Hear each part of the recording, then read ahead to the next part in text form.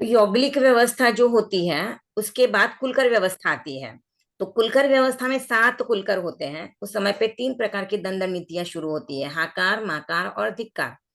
अंत में जाके धिक्कार नीति भी असफल हो जाती है। और अंतिम कुलकर थे नाभि, भगवान ऋषभ के पिताजी। तो ये भी जब नीति असफल हो गई तो उस समय पे लोग अपनी शिकायतें लेकर नाभि के पास आते थे। तो नाभि परेशान हो गए थे। उन्होंने कहा भाई ये रोज रोज का क्या चल रहा है, इसने ये लिया उसने वो लिया। तो उन्होंने कहा कि तुम लोग ऋषभ के पास जाओ, ऋषभ तुम लोगों को गाइड करेगा क्या करना है कैसे करना है। ऋषभ के पास गए तो ऋषभ ने कहा कि भाई तुम्हें एक राजा की जरूरत है। तो लोगों ने कहा कि भाई राजा कौन होगा। तो उन्होंने बोला वो मुझे पता नहीं है, तुम लोग नाभि से जाके पूछ लीजिए, यानी उनके पिताजी से जाके पूछने के लिए उन्होंने कहा। तो नाभि के पास गए तो खुलकर नाभि ने कहा कि भाई राजा जो तुमको चाहिए ना, ऋषभ को ही राजा बना दो।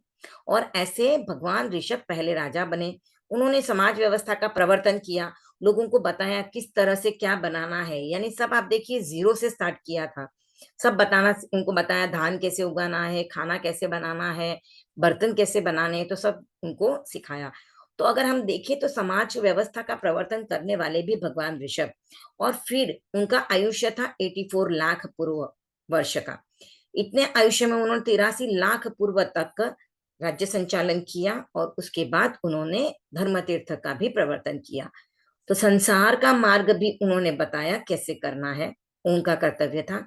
उसके बाद उन्होंने धर्म का मार्ग भी लोगों को बताया कि कैसे आप दीक्षा ले सकते हो। दीक्षा लेने के बाद उन्होंने साधना की, और साधना उन्होंने लगभग 1000 वर्ष तक की। 1000 वर्ष की साधना करने के बाद उनको केवल ज्ञान प्राप्त हुआ। उसके बाद उन्होंने प्रवचन दिया, 4 तीर्थ का प्रवर्तन किया और तीर्थंकर कहलाए। तो वे पहले तीर्थंकर बने। तो ऐसे भगवान ऋषभ की स्तुति 24वीं में की जा रही है। पहले तीर्थंकर ऋषभ प्रभु।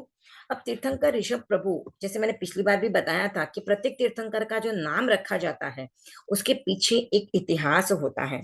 तो भगवान ऋषभ का भी नाम जब ऋषभ रखा गया तो माता मरुदेवा, या हम कहें कि कोई भी तीर्थंकर की माता जब गर्भ धारण करती है उस समय पे 14 स्वप्न देखती है।